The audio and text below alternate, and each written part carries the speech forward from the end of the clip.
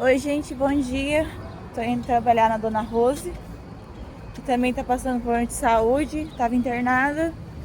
Não sei nada dela, não tive notícia nenhuma dela. Tô indo trabalhar no escuro hoje.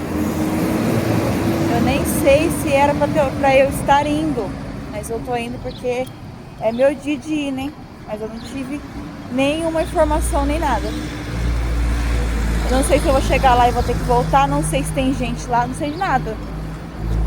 Tô indo porque é minha obrigação.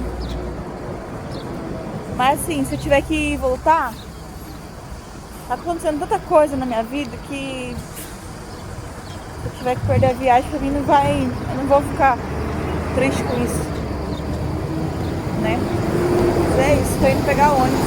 Tá bem sol hoje, né? Bonito dia. E é isso. Bom dia pra gente. Deus abençoe nosso dia.